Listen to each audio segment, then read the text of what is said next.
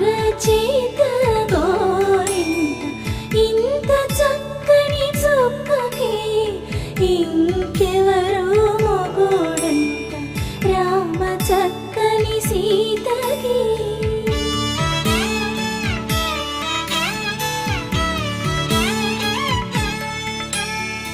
ఉడత వీపున